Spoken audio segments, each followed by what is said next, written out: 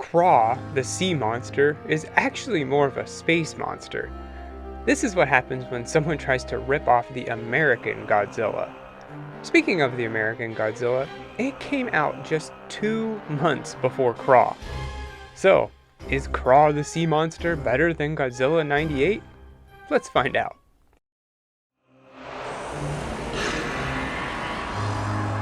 It all starts out with Lord Doom. He sends Craw to Earth to take it over because his planet is losing its sun. Nothing original here. Aliens taking over the Earth because their planet is destroyed. We've seen this before, but it works. Next, we meet our heroes of the movie, the Planet Patrol. They have a new recruit, Curtis, who has psychic powers. There's no time for her to prove it though, because they're alerted of an unauthorized transport. It's Craw who splashes into the ocean. To make matters worse, Lord Doom attacks the Planet Patrol's base, leaving them on reserve power, and the core is unstable. If they can't get it fixed, the ship will blow up.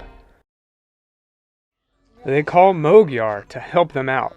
He's an alien that happened to be close to Earth, so he crash lands into a diner, which only has 2 people in it, Bobby and the owner, Alma. Don't move. The government doesn't miss a beat, and they're there to investigate, but Bobby and Alma already took the alien back to her house. They try to communicate with him, but he has a thick Italian accent. They give him a few books to read, and he learns English. He tells them that he was aiming for Italy, as there's a research facility there that he can use to stop Craw.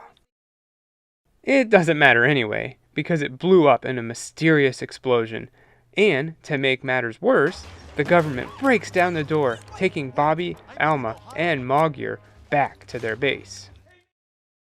Craw finally gets to a city, and he attacks, knocking over buildings, and, yep, you guessed it, he even has atomic breath as well. Magyar is able to escape into the vents and get Bobby and Alma out of there. I kinda think government agents would keep a closer look on their alien, but okay, cool.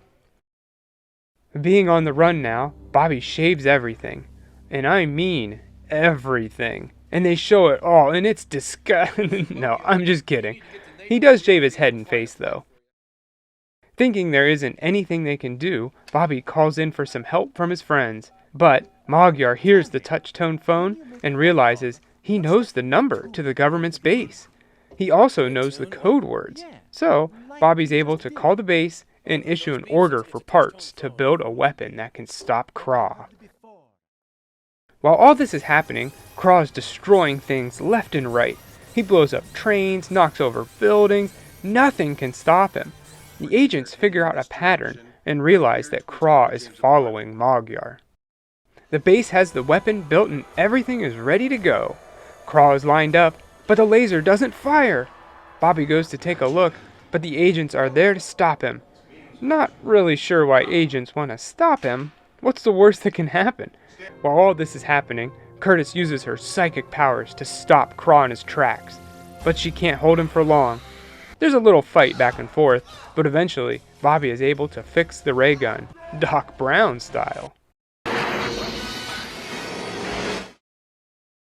The laser shoots Craw, and thanks to some quick thinking, the Planet Patrol redirects the laser to their ship, which is 14 light years away from Earth, by the way, but that doesn't seem to matter. The laser charges up the ship, and they get to full power, where they can send their own laser, which disintegrates Craw.